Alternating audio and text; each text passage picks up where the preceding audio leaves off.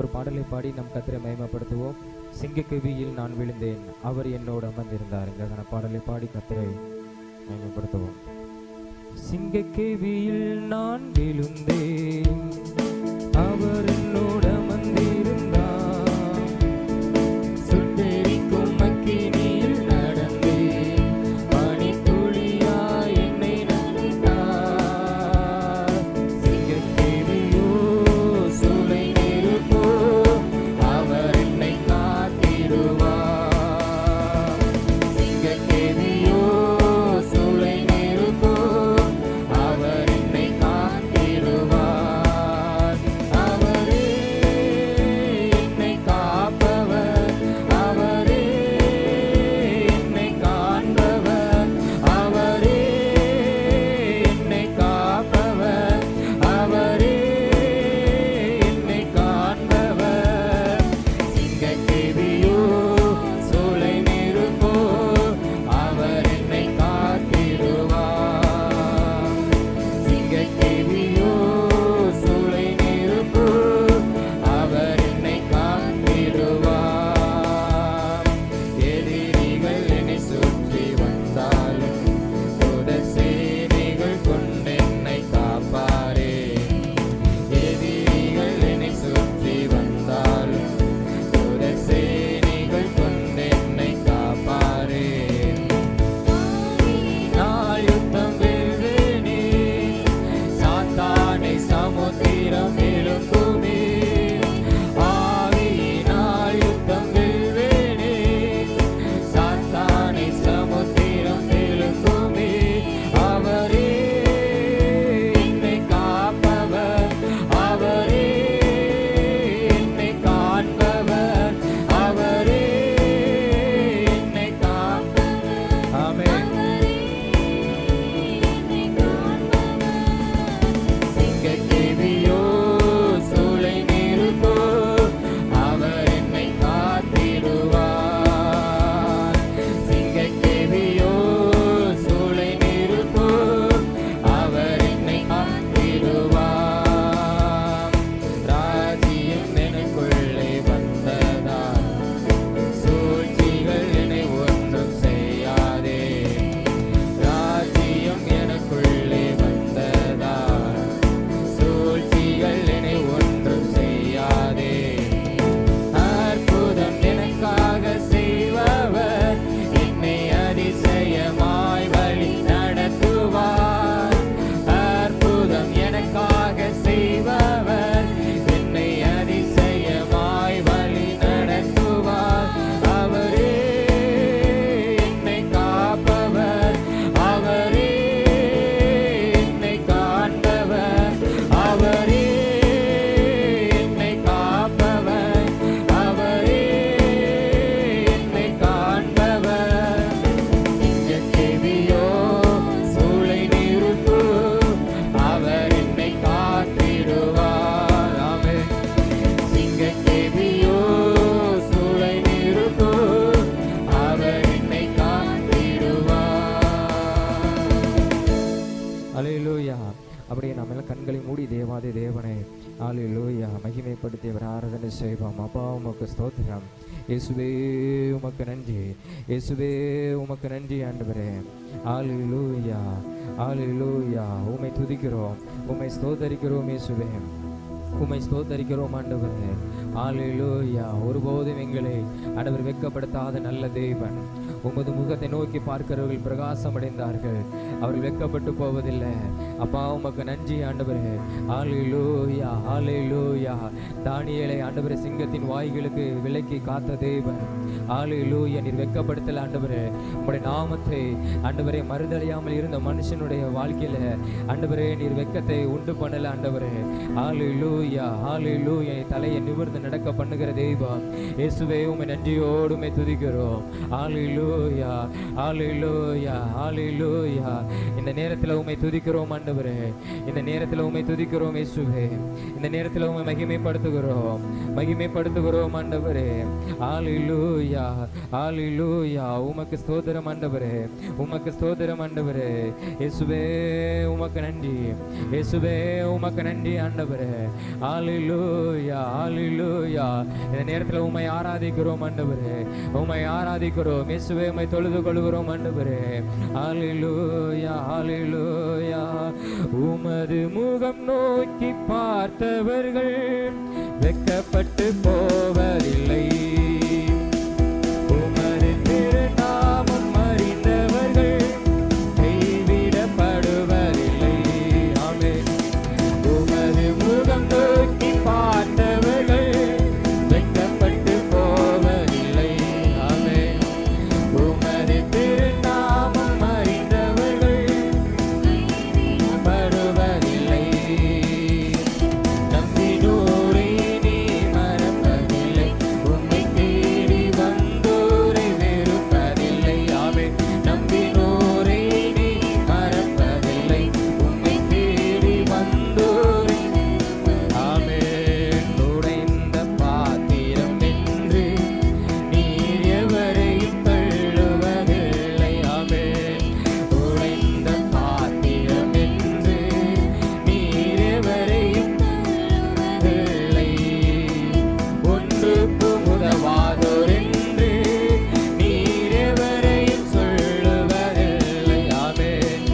ஒன்றுக்கும் உதவாதோர் என்று நீர் எவரையும் சொல்லுவதில்லை. இயேசு மகராஜா எங்கள் நேசா, இரக்கத்தின் சிகரம் நீரே. இயேசு மகராஜா எங்கள் நேசா, இரக்கத்தின் சிகரம் நீரே. ஆமென். உமது முகம் நோக்கி பார்த்தவர்கள் வெட்கப்பட்டு போவதில்லை. ஆமென்.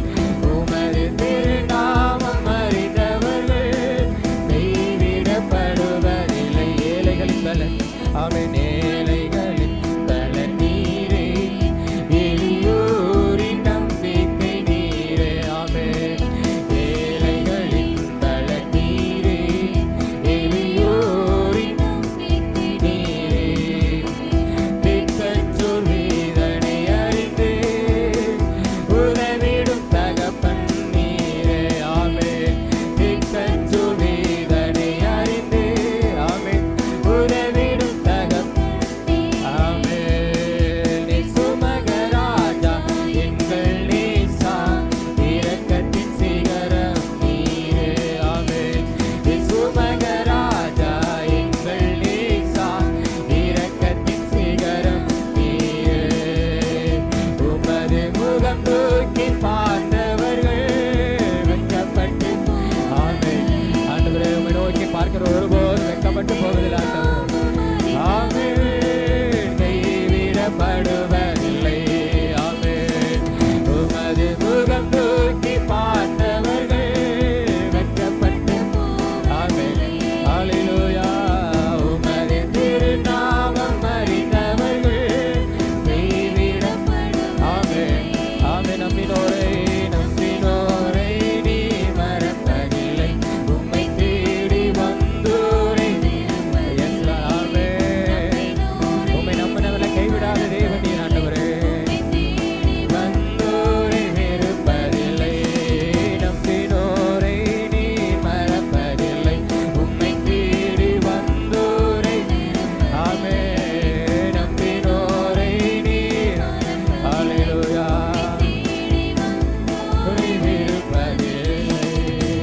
ஹalleluya. உமக்கு ஸ்தோத்திரம் ஆண்டவரே, உமக்கு நன்றி ஆண்டவரே. ஹalleluya ஹalleluya ஹalleluya. உமக்கு ஸ்தோத்திரம் ஆண்டவரே, உமக்கு ஸ்தோத்திரம் ஆண்டவரே. ஹalleluya ஹalleluya. வெட்கப்படுத்தாதவர், உமது திருநாமத்தை அறிந்தவர்களை கைவிடாத தேவன். அப்பா உமக்கு நன்றி ஆண்டவரே. என் ஜனங்கள் ஒருபோதும் வெட்கப்பட்டு போவதில்லை என்று சொன்னீங்களப்பா. நீ நல்லவர் ஏசப்பா, நீ நல்லவர், நீ நல்லவர், நீ நல்லவர் ஆண்டவரே. நீ நல்லவர் இயேசுவே, நீ நல்லவர் ஆண்டவரே, நீ நல்லவர் அப்பா.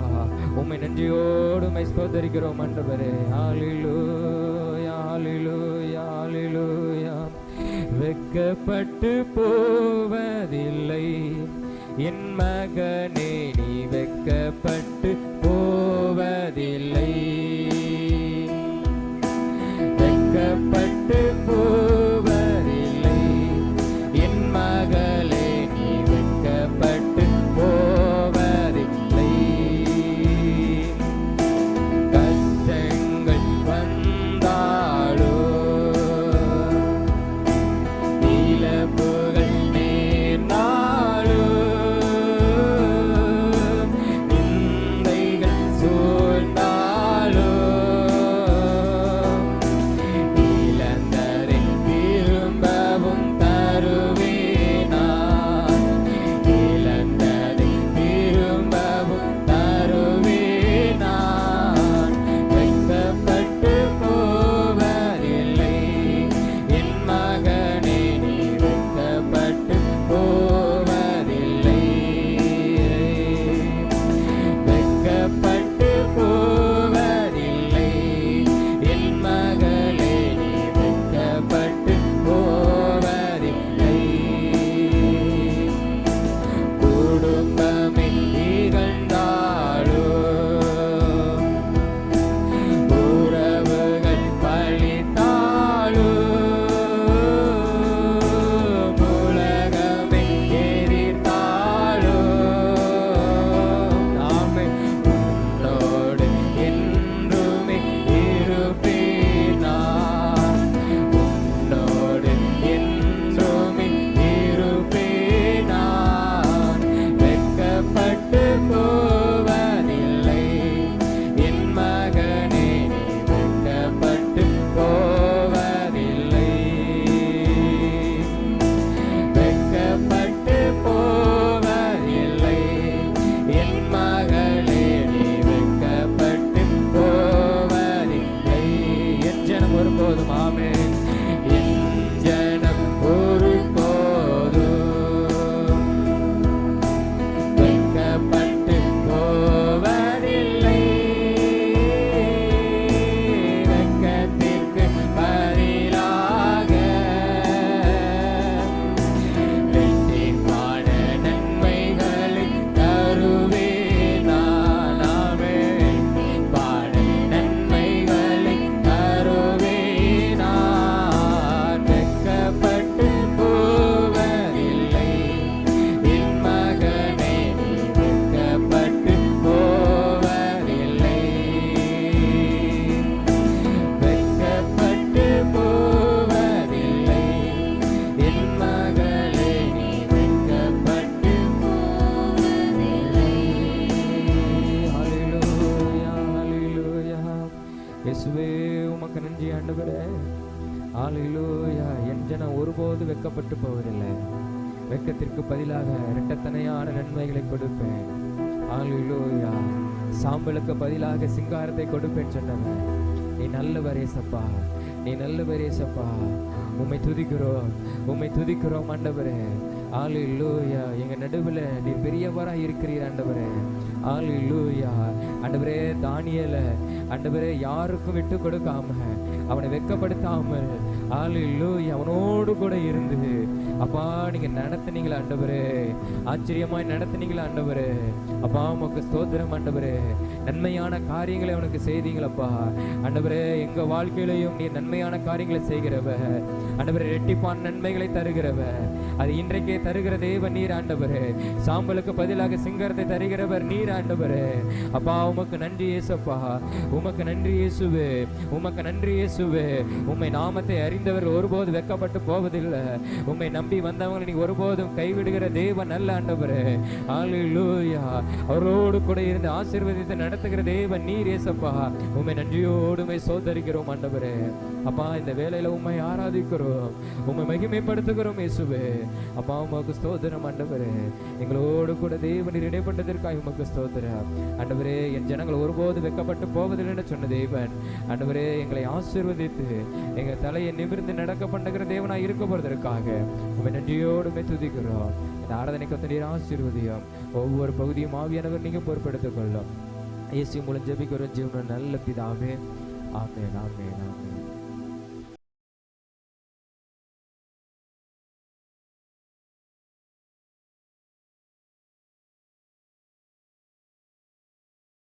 வாசிப்போம். வெளிப்படுத்தின விசேஷம் 21ஆம் அதிகாரத்தில், வெளிப்படுத்தின விசேஷத்தில் 21ஆம் அதிகாரம்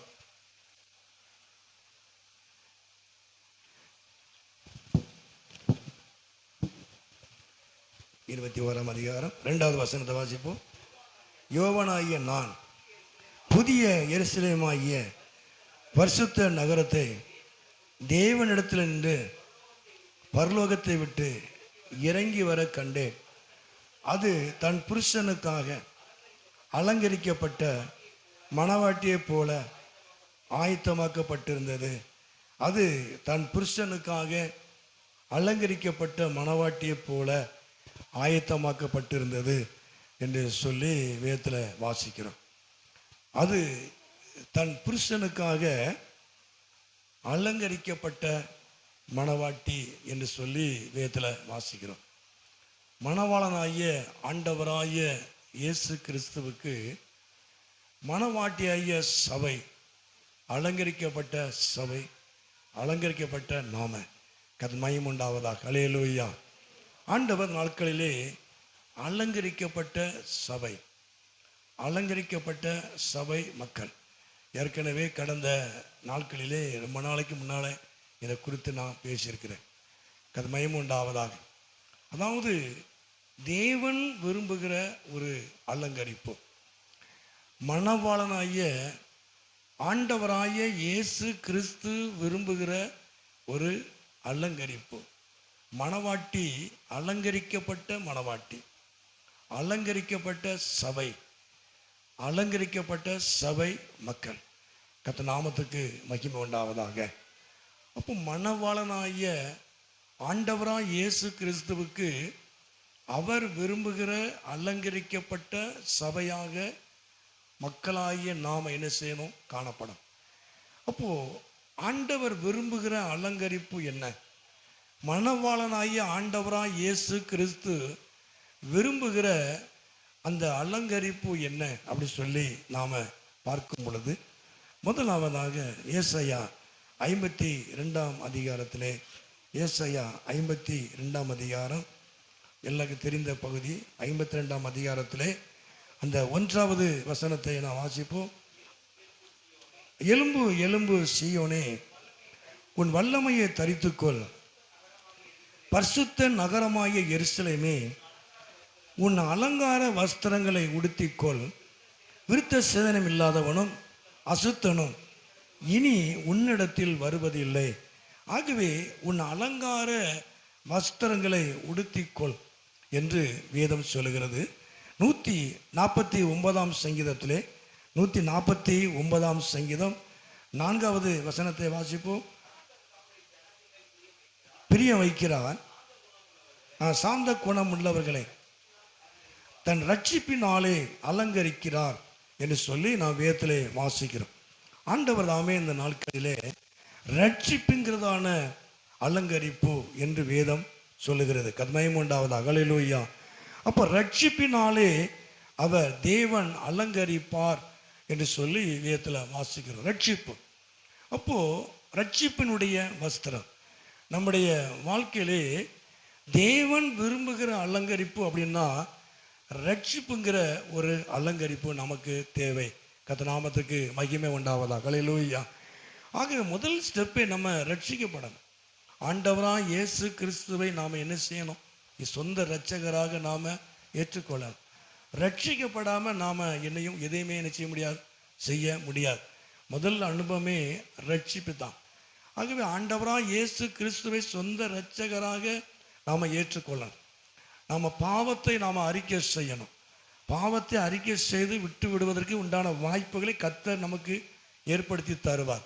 நாம் அவருக்கு முன்னால் அறிக்கை செய்யும் பொழுதே அவர் நமக்கு உதவி செய்ய போதுமானவராக இருக்கிறார். அப்போ முதலாவது ரட்சிப்பு அப்படிங்கிற ஒரு அலங்கரிப்பு நமக்கு தேவை.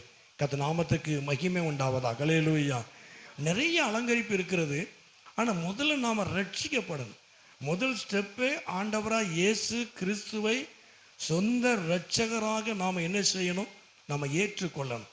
ரட்சிப்புங்கிற அந்த வஸ்திரத்தை தேவன் ரட்சிப்புங்கிற வஸ்திரத்தினால் அவர் என்ன செய்கிறார்? அலங்கரிக்கிறார். நாம் ரட்சிக்கப்படணும். கர்த்தர் மகிமை உண்டாவதா. ஹல்லேலூயா, ஹல்லேலூயா. ஏன்னா அது மாத்திரமல்ல, ஆதியா 3:21 வாசிக்கிறோம் அந்த ஆதாம் ஏவாளுடைய அந்த காரியங்களை குறித்து.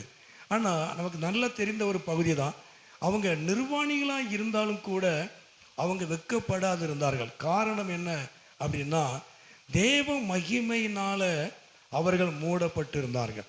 எப்பொழுது அவர்கள் பாவம் செய்தார்களோ அதுக்கு பிறகுதான் தாங்கள் நிர்வாணி என்று சொல்லி அறிந்து தேவனுக்கு பயந்து அவர் என்ன செஞ்சாங்க, தோட்டத்துக்குள்ளே ஒளித்து கொண்டார்கள். அது வரைக்கும் அவங்களுக்கு அந்த பயம் கிடையாது. என்னைக்கு ஒரு மனுஷன் தன்னுடைய ரட்சிப்பை அவன் இழக்கிறானோ அன்னைக்கு அவன் அறியாமல் ஒரு பயம் அவனுக்கு என்ன செஞ்சிடும், வந்துடும். கர்த்தருக்கு உண்டாவதாக. ஹல்லேலூயா. ஏன்னா தேவன் வைத்த இடத்துல அவன் இருக்க முடியாது. தேவன் அவனை சந்திக்க முடியாமல் போய்விடும். ஏன்னா தோட்டத்துக்குள்ளே அவன் ஒளித்து கொண்டான் என்று சொல்லி நாம் வேதத்திலே வாசிக்கிறோம். கர்த்தர் நாமத்துக்கு மகிமை உண்டாவதாக. ஹல்லேலூயா, ஹல்லேலூயா. ஏன்னா மனுஷனுக்கு தேவனுக்கும் ஒரு மனிதனுக்கு உண்டான முதல் ஐக்கியத்தை ஏற்படுத்துகிறது ரட்சிப்பு தான். கர்த்தர் நாமத்துக்கு மகிமை உண்டாவதாக. ஹல்லேலூயா. அப்போ ரட்சிப்புங்கிற ஒரு அலங்கரிப்பு நமக்கு தேவை. கர்த்தருக்கு மகிமை உண்டாவதாக. ஹல்லேலூயா, ஹல்லேலூயா. ரட்சிப்புங்கிற அலங்கரிப்பு மனவாட்டியாய இயேசு கிறிஸ்து விரும்புகிற முதலாவது உண்டான ஒரு காரியம். அது மாத்திரமல்ல, இரண்டாவதாக சங்கீதம் 29 அதிகாரத்திலே 29 அதிகாரத்திலே சங்கீதம் 29 அதிகாரம் அந்த 2வது வசனத்தை வாசிப்போம். 29:2.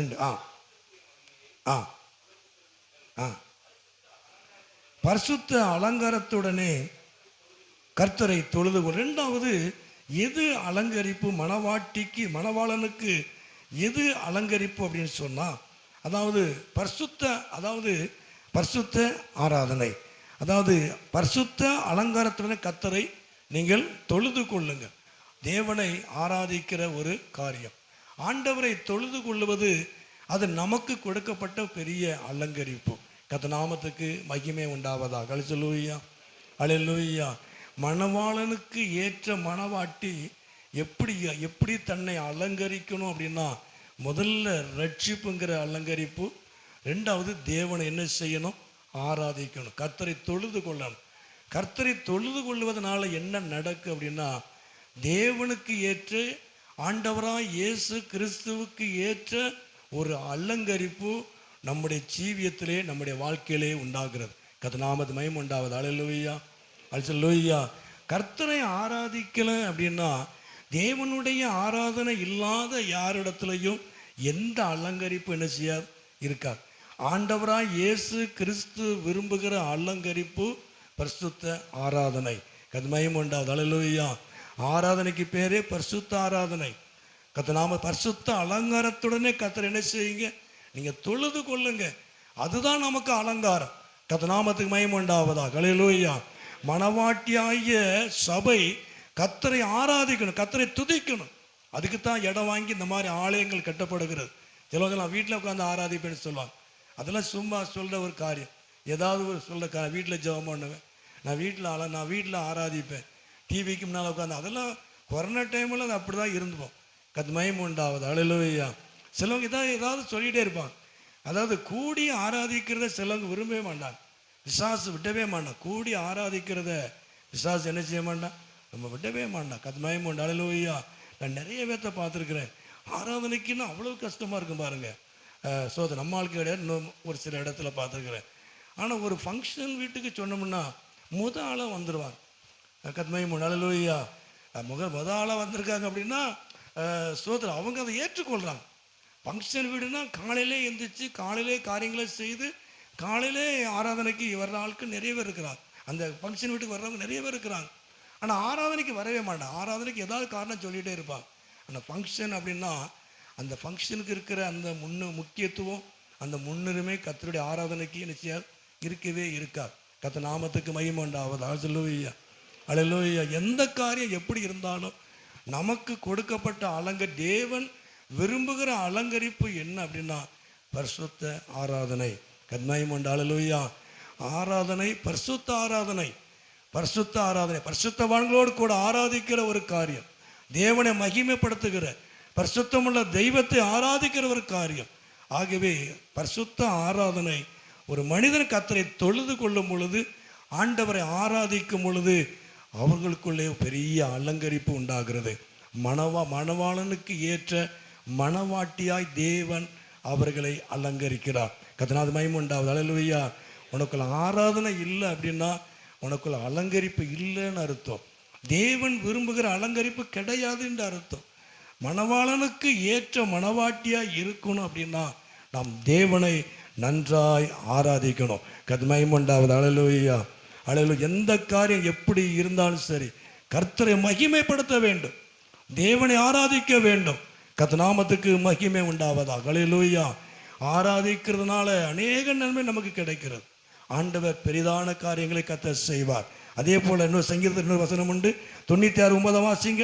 சங்கீதம் 96 அந்த 9 வாசிப்போம். 96 சங்கீதத்திலே பரிசுத்த அலங்காரத்துடனே கர்த்தரை தொழுது கொள்ள. பரிசுத்த அலங்காரத்துடனே, அதே பகுதி தான், பரிசுத்த அலங்காரத்துடனே கர்த்தரை தொழுது கொள்ளுங்கள். கர்த்தர் நாமத்துக்கு மகிமை உண்டாவதா. அல்லேலூயா. அப்போ ரெண்டாவது அலங்கரிப்பு என்ன அப்படின்னா, அந்த கர்த்தரை ஆராதிக்கிற, கர்த்தரை தொழுது கொள்ளக்கூடிய ஒரு காரியம். கர்த்தர் நாமத்துக்கு மகிமை உண்டாவதா. அல்லேலூயா. அல்லேலூயா. நிறைய காரியங்களை வாசிக்கலாம். 1 நாளாகமோ 16:29 வாசிக்கலாம். எபிரேயர் 12:14 வாசிக்கலாம். கர்த்தர் மகிமை உண்டாவதா. அல்லேலூயா. அப்போ பரிசுத்த ஆராதனை அது நமக்கு ஒரு பெரிய அலங்கரிப்பு. கர்த்தர் மகிமை உண்டாவதா. அல்லேலூயா. சரி, மூன்றாவது காரியம் 1 தீமோத்தேயு 2 அதிகாரத்திலே 1 தீமோத்தேயு 2 அதிகாரத்திலே அந்த 10வது வசனத்தை வாசிப்போம். தகுதியான வஸ்திரத்தினாலும் நாணத்தினாலும் தெளிந்த புத்தியினாலும்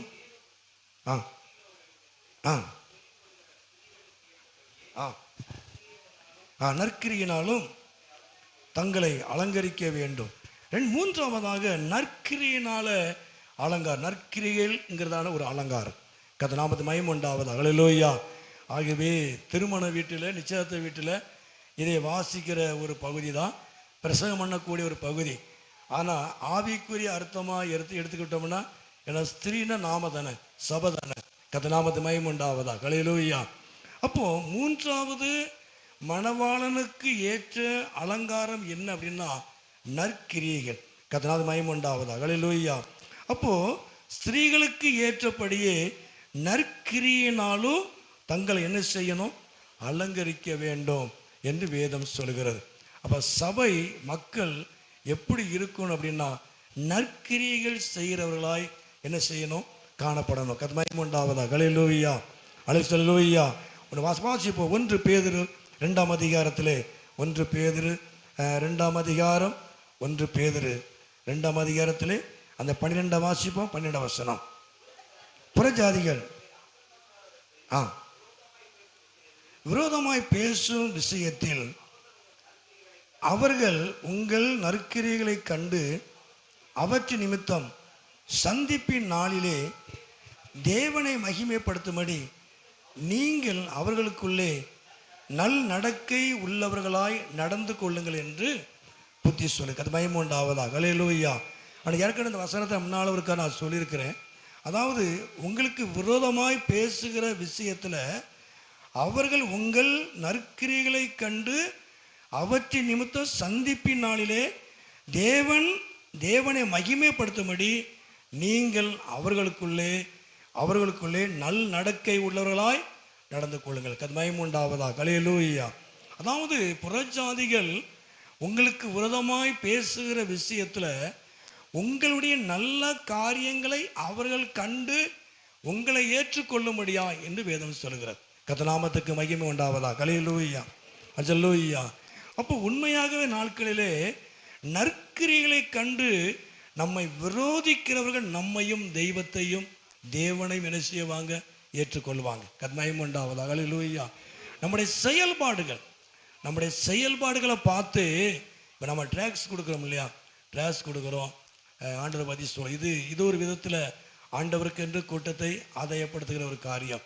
கர்த்தர் சொல்லுகிறபடி நம்ம ஊழியத்தை செய்கிறோம். ஆனால் இன்னொன்று எப்படின்னா, நாம் நம்முடைய வாழ்க்கை சாட்சியாக இருக்கணும். நம்முடைய பேச்சு, நம்முடைய பார்வை எல்லாமே சாட்சியாக இருந்துச்சு அப்படின்னா நாம் மற்றவங்களை நம்ம என்ன செய்யணும்னு கர்த்தருக்காக நம்ம ஆதாயப்படுத்த முடியும். மகிமை உண்டாவதா. ஹல்லேலூயா, அல்லேலூயா. அன்னைக்கு பார்த்தீங்கன்னா கிறிஸ்துவ வட்டாரத்தில் பார்த்தீங்கன்னா சாட்சி இல்லாத ஒரு வாழ்க்கை, சாட்சி இல்லாத ஒரு வாழ்க்கை. ஒருவர் பஸ் ஸ்டாண்டிலே கடந்த நாட்களிலே என்னை பார்த்தேன். பஸ் ஸ்டாண்டில் பையனை அவங்க ஊருக்கு போகும்போது பஸ் ஏற்றி விட்டுக்காண்டி பஸ் ஸ்டாண்டுக்கு போனேன். ராத்திரியில் ஒரு ஊழியக்காரன், ஒரு டிவி, சொந்த டிவியெலாம் இருக்குது, சோத்திரம், அப்படி தான் சண்டை போடுறார். நானும் சொல்லேன், அவர்கிட்ட நிறைய வசதி வாய்ப்புகள் இருக்குது. இந்த பஸ்ஸில் அடுத்த பஸ்ஸு, இந்த பஸ் இல்லைன்னா அடுத்த பஸ்ஸில் போகலாம், என்ன வேணாலும் பண்ணலாம் இல்லையா? அது ஒரு தவறான ஒரு காரியம் இல்லை. சண்டை போட்டு அந்த பஸ்ஸு கிளம்பி போயிட்டு நான் இவன் பஸ்ஸு போகிறதுக்கு நான் வெயிட் பண்ணிகிட்டு இருக்கிறேன். நான் எப்போ ஒரு பேக் ஒன்று பைபிளோட ஒரு பேக்கு கையில் கக்கத்தில் இடுக்கியிருப்பேன். பிறகு சுற்றி சுற்றி வாராங்க. வந்து அவர் கூட ஃபோன் பண்ணார். ஒரு 2 மணி நேரம் கூட வந்துட்டாங்க. 2 மணி நேரம் கூட வந்துட்டாங்க. அதான் சண்டை போடுறதுக்குன்னு ஆளை ஃபோன் பண்ணி கூப்பிடுறாரு. வந்துட்டாங்க. வந்து பஸ் ஸ்டாண்டில் நிற்கிறாங்க. என்கிட்ட வந்து கேட்குறாங்க, நீங்கள் பஸ்ஸெல்லாம் நீங்கள் தான் ஆள் பிடிச்சி விட்றீங்களா? என்கிட்ட வந்து கேட்குறாரு. என்ன ஏஜென்ட்டுன்னு பார்க்குறாரு. உடனே இவரு என்ன பார்த்தார், மேலே எங்களையும் பார்த்தார். நான் வெள்ளச்சட்டை தானே போட்டிருப்பேன், அதனால் சரி சரி வா வா அப்படி கூட்டி போயிட்டார். நான் சோத்திரம் போடணும்னு நினச்சேன், சோத்திரம் போடலை. மகிமை உண்டாவதா. ஹல்லேலூயா. நான் அவரை விட நான் பெரிய கோபக்காரன் இல்லையா? ஆமாம், நான் அவரை விட கோபக்காரன். ஆனால் எனக்கு கொஞ்சம் வருத்தமாக இருந்துச்சு. இவ்வளோ பெரிய டிவி, இவ்வளோ பெரிய காரியம், என்ன முந்தானத்து கூட பார்த்தேன் டிவியில்.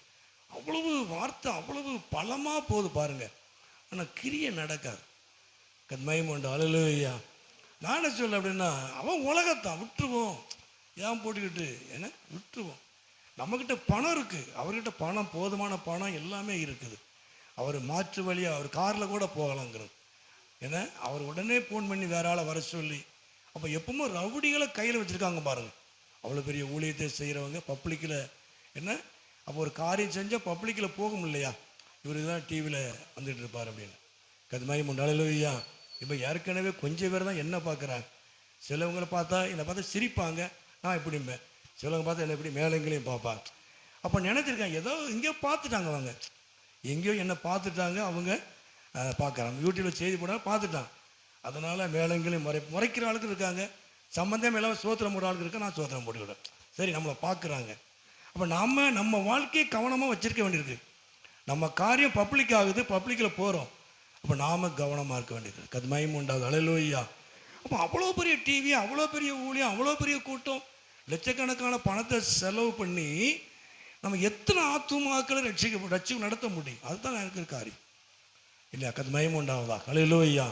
நம்முடைய நற்கிரிகளை பார்க்கணும். அவங்க நற்கிரிகளை பார்த்து அவங்க நம்மளை நமக்கு விரோதமாக இருந்தாலும் நம்முடைய சரியான செயல்பாடுகளை பார்த்து நம்மையும் நம்மை ஆராதிக்கிற தேவனையும் நம்ம என்ன செய்யணும்?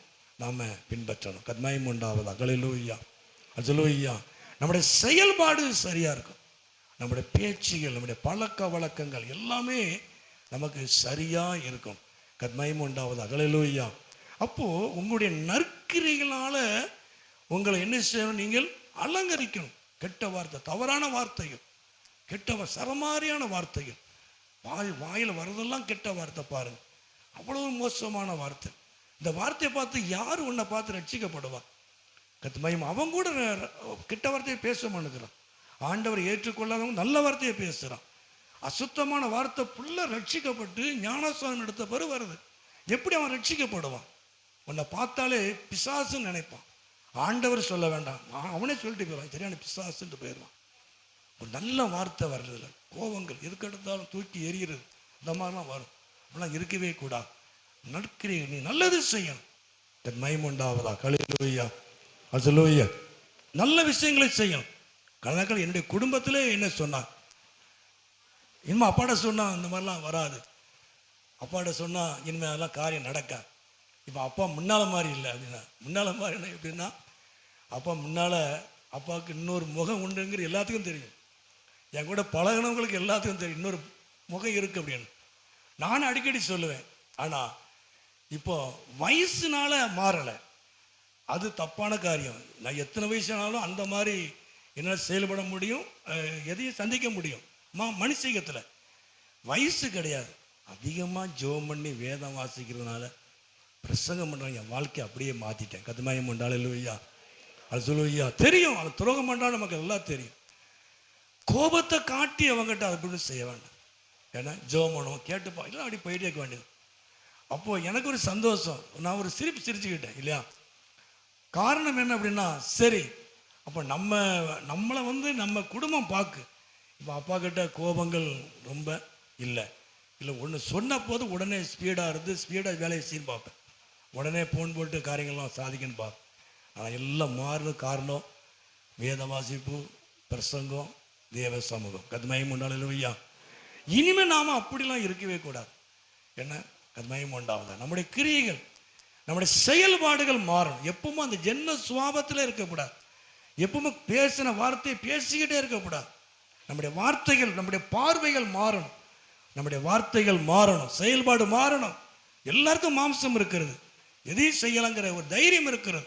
ஆனால் தைரியத்தை எங்கே பயன்படுத்தணுமோ அங்கே பயன்படுத்தணும். கன்மயம் உண்டாவதா? சொல்லுவையா, அல்லையா?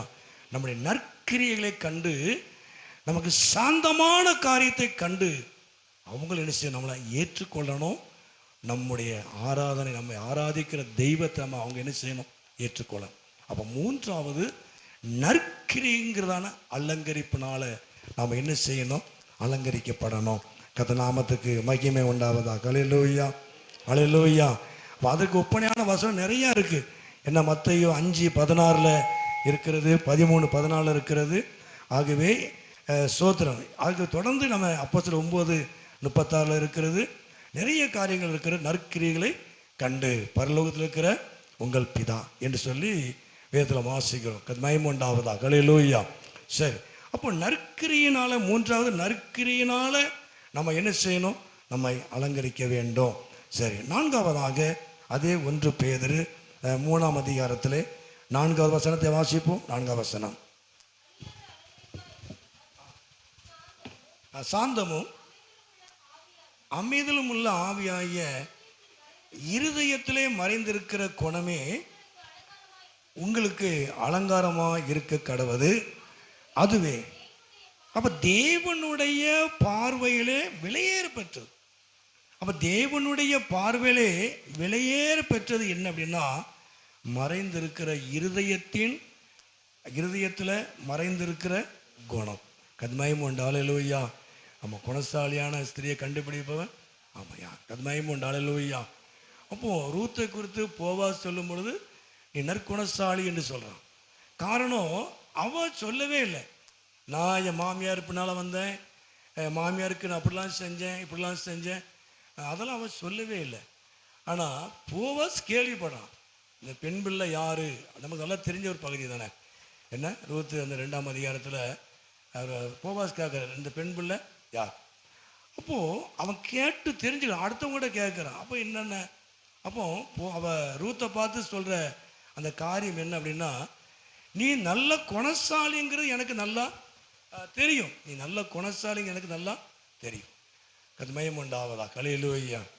அப்போது அவ சொல்லாமலே போவாசுக்கு தெரிந்தது, அவன் நல்ல நற்குணசாலி. அவளுடைய செயல்பாடு என்னங்கிறது போவாசுக்கு நல்லா தெரிந்ததுனால அவளை ஏற்றுக்கொண்டா. கத்மயம் உண்டாவதாக. அவள் தேவனால் அவள் ஆசீர்வதிக்கப்பட்டா. அவளுடைய வாழ்க்கை தேவன் கட்டினா. எல்லாருக்கும் தெரிந்த ஒரு சரித்திரம் கத்மயம் உண்டா, ரூத்தினுடைய சரித்திரம். கத்மயம் உண்டாவதா? அல்லேலூயா, அல்லேலூயா. அப்போ அவள் உயர்த்தப்படுவதற்கு, வாழ்க்கை கட்டப்படுவதற்கு காரணம் மறைந்திருக்கிற குணம். நாம் சொல்லணுங்கிற அவசியமே கிடையாது.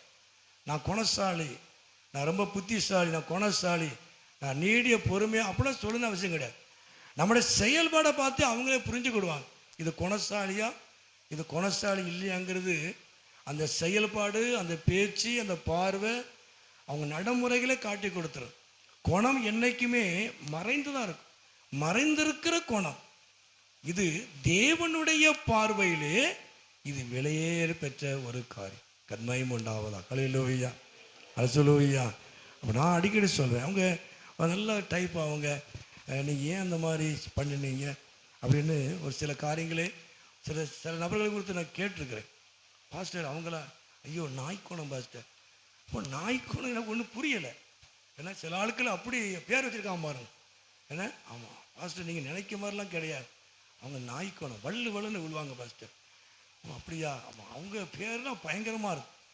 அப்போ நாம் கஷ்டமாக நாம் நினைக்கிறோம், நாம் பெரிய புத்திசாலின்னு அவன் நினைக்கிறோம், நம்ம எல்லாத்தையும் சாதிச்சுட்டு நினைக்கிறோம். ஆனால் அவன் என்ன சொல்கிறான் அப்படின்னா நாய்க்குணம் அப்படி சொல்கிறான். அது மகிமை உண்டாவதா. ஹல்லேலூயா. நம்ம அப்படி இருக்கவே கூடாது. நம்முடைய குணம் நமக்குள்ளே, நல்ல குணங்கள் நமக்குள்ளே காணப்படும். அது மகிமை உண்டாவதா. ஹல்லேலூயா. அப்போ குணம் எப்போ வெளிப்படுது அப்படின்னா மற்றவங்களோடு கூட இசைவாய் இருக்கிறதுல அதை தான் காட்ட முடியும். அந்த வசனத்தை வாசிங்களேன். அந்த சோதரம் ரூத்தினுடைய சரித்திரத்தில் நல்ல ஒரு வசனம். அந்த ரூத்தினுடைய சரித்திரம்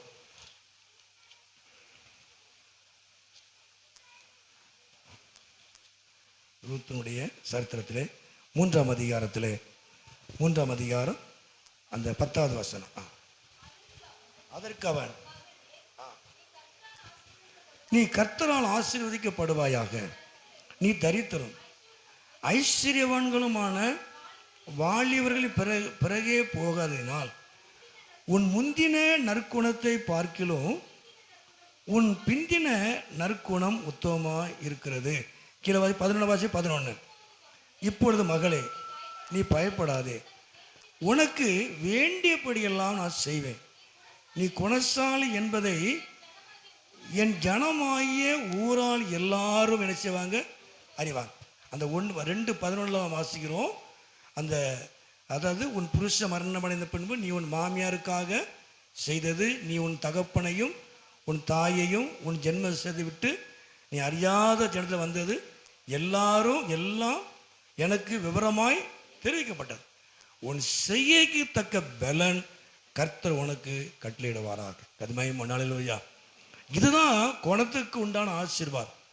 ஒரு மனுஷனுக்குள்ளே மறைந்திருக்கிற குணத்துக்கு தேவன் கொடுக்கிற ஆசீர்வாதம், தேவன் கொடுக்கிற மகிமை என்ன அப்படின்னா உன் செய்கைக்கு தக்க பலனை கர்த்தர் உனக்கு கட்டளையிடுவாராக. மகிமை உண்டாவதாக. ஹல்லேலூயா. நான் உனக்கு, நீ பயப்படாதே, உனக்கு வேண்டியபடியெல்லாம் நான் என்ன செய்வேன், நான் செய்வேன். நீ குணசாலி என்பதை என் ஜனம் என் ஊரார் எல்லாரும் என்ன செஞ்சாங்க, அறிவார்கள். மகிமை. ஹல்லேலூயா. நீ சொல்ல வேண்டிய அவசியம் இல்லை, என் ஜனம் எனக்கு சொல்லியிருக்கிறார், என் ஊரார் எல்லாரும் சொல்லியிருக்கிறாங்க நீ குணசாலி. மகிமை உண்டா. ஹல்லேலூயா. நீ குணசாலியா இருக்கிறதுனால நீ எல்லாத்தையும் விட்டுட்டு நீ பெத்லகேமுக்கு வந்ததுனால உனக்கு உண்டான பலனை கர்த்தர் என்ன செய்வார், கட்டளையிடுவாராக. மகிமை உண்டாவதாக. ஹல்லேலூயா. ஹல்லேலூயா. ஹல்லேலூயா. ஆகவே ஊரார் எல்லாரும் சொல்லுவார்கள். ஆண்டவர் தாமே நாட்களிலே மறைந்திருக்கிற குணம் நமக்கு எப்படி ஒரு அலங்காரம், மணவாட்டிக்கு ஏற்ற ஒரு அலங்காரம்.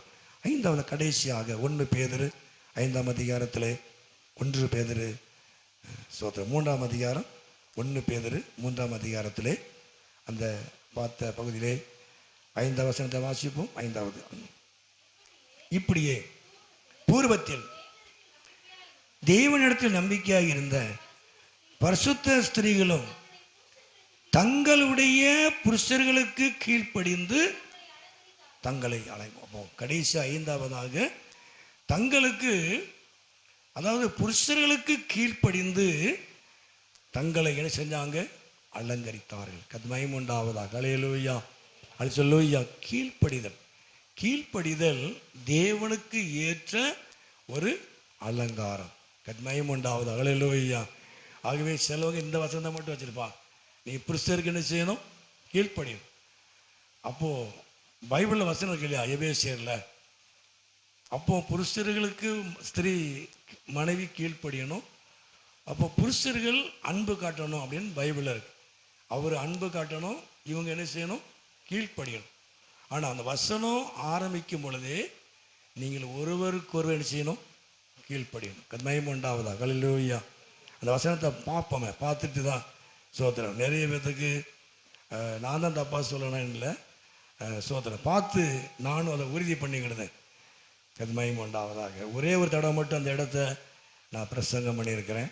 சோதரம் 5ஆம் அதிகாரம், எபேசியர் 5ஆம் அதிகாரத்தில், எபேசியர் 5ஆம் அதிகாரம் அந்த 21 வாசிப்போம். தெய்வ பயத்தோட ஒருவருக்கொருவர் கீழ்ப்படிங்க. அப்போ மனைவிகளை கர்த்தருக்கு உங்கள் புருஷருக்கு கீழ்ப்படிங்க. சரி, இதைத்தான் நம்ம வச்சுட்டு இருக்கிறோம்.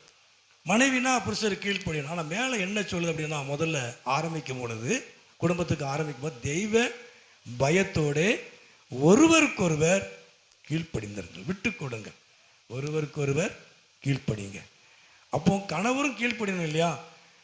மனைவிடைய வார்த்தையை கனப்படுத்தணும். கீழ்ப்படினா காலில் விழ சொல்லலை, என்ன, அதாவது விட்டு கொடுத்து போகணும். கீழ்ப்படியில் பெரும்பாலும் விட்டு கொடுக்குறது. கீழ்ப்படிய வார்த்தையை கனப்படுத்துறது, சரியான ஆலோசனையை நம்ம கனப்படுத்தணும். மனைவியாக இருந்தாலும் நீ சொல்றதெல்லாம் நான் கேட்க மாட்டேன் அப்படின்லாம் சொல்லக்கூடாது. அப்படி சொல்லி கேட்காத ஆட்கள் நிறைய நடுரோட்டில் நிற்கிறான். கர்மயம் உண்டாவது. அல்லேலூயா. அவன் நிறைய பேர் 100க்கு 90 பேர் நடுரோட்டில் தான். நீ மனைவி சொல்ல சிலவங்க கேட்கல அப்படின்னா, அதுக்காண்டி மனைவிக்கு நான் சப்போர்ட்டாக சொல்லலை. நிறைய பேர் சில ஆலோசனை பெண்களிடத்துலேருந்து வரும். எப்படி செலவு பண்ணணும், என்ன செய்யணும் அப்படிங்கிறதுல சில சிக்கனம் பண்ணுறதெல்லாம் இருக்குது. கர்மயம் உண்டா. அல்லேலூயா. ஆகவே ஆனால் சிலவங்க மனைவினாலையும் மனைவியுடைய சோத்திரம் நடக்கையினாலையும் ரோட்டில் நிற்கிற ஆட்களும் நிறைய பேர் இருக்கிறார். தவறான ஆலோசனை. கர்மயம் உண்டாவது. அல்லேலூயா. அது 1-2 பேர் தான் இருக்கும். ஆனால் பெரும்பாலுமே மனைவி கிட்ட நல்ல ஆலோசனை, குணசாலின ஸ்திரியாக இருக்கிறதுனால நல்ல ஆலோசனை மனைவிடத்தில் இருக்கும். கர்மயம் உண்டாவதா. அல்லேலூயா. அப்போ நீங்கள் கீழ்ப்படிந்து தங்களை அலங்கரித்தார்கள். கீழ்ப்படிதல், கீழ்ப்படிந்து தங்களை அலங்கரித்தார்கள். கீழ்ப்படிதல் மணவாளனுக்கு ஏற்ற ஒரு அலங்கரிப்பு. கர்மயம் உண்டாவதா. அல்லேலூயா. நாம் ஆகவே நாட்களில் புருஷனுக்கு மனைவி கீழ்ப்படிந்து அலங்கரித்தது போல நம்முடைய மணவாளனாகிய ஆண்டவராய் இயேசு கிறிஸ்துவுக்கு சபை நாம் என்ன செய்யணும்? கீழ்ப்படியணும். கர்த்தருடைய வார்த்தைக்கு நாம் என்ன செய்யணும்? கீழ்ப்படியணும். ஏன்னா கீழ்ப்படிவதனால தேவன் நமக்கு அநேக நன்மைகளை கர்த்தர் என்ன செஞ்சிருக்கிறார்? வைத்திருக்கிறார். ஆதியாகமத்தில் கூட பார்க்கிறோம். ஆபிரகாமுடைய காரியங்கள், அவன் கர்த்தருக்கு கீழ்ப்படிந்ததுனால ஆண்டவர் அவனை என்ன செஞ்ச? அதிகமாக ஆசீர்வதித்தான். நான் உன்னை ஆசீர்வதிப்பேன்னு சொன்னான். நான் உன்னை பெருக பண்ணுவேன். வாக்கு தத்தங்களை கொடுத்தாலும் அவனுடைய ஒவ்வொரு செயல்பாட்டில் அவன் கர்த்தருக்கு அவன் கீழ்ப்படுகிறவனாய் இருந்தான். கர்த்தநாமத்து மகிமை உண்டாவதா. அல்லேலூயா. அல்லேலூயா. நாம் அந்த வசனத்தை கணவன் மனைவிக்கு மட்டும் நாம் எடுக்கக்கூடாது. ஆவிக்குரிய ரீதியில் நமக்கு புருஷனாய் மணவாளனாய் இருக்கிற ஆண்டவராய் இயேசு கிறிஸ்துவுக்கு நம்ம என்ன செய்யணும்? கீழ்ப்படியணும். அவர் சொல்லுகிறபடிலாம் நம்ம என்ன செய்யணும்? அவர் சொல்லுகிறபடி நாம் செய்தோம் அப்படின்னா நிச்சயமாய் நம்முடைய வாழ்க்கையில் ஒரு பெரிய ஆசீர்வாதம் உண்டு. கர்மயம் உண்டாவதா. அல்லேலூயா. அல்லேலூயா. அப்போ 5 காரியங்களை பார்த்தோம். 5 காரியங்கள் மேலோட்டமாக தான் நான் சொன்னேன். அப்போ புருஷனுக்கு அலங்கரிக்கப்பட்ட மணவாட்டி எப்படின்னா, முதல்ல ரட்சிப்பினால அலங்கரிப்பு, 2வது பரிசுத்த ஆராதனையினால அலங்கரிப்பு, 3வது நற்கிரியை செய்வதனால ஒரு அலங்கரிப்பு, 4வதாக மறைந்திருக்கிற குணம், அது ஒரு அலங்கரிப்பு, 5வது கீழ்ப்படிதல்.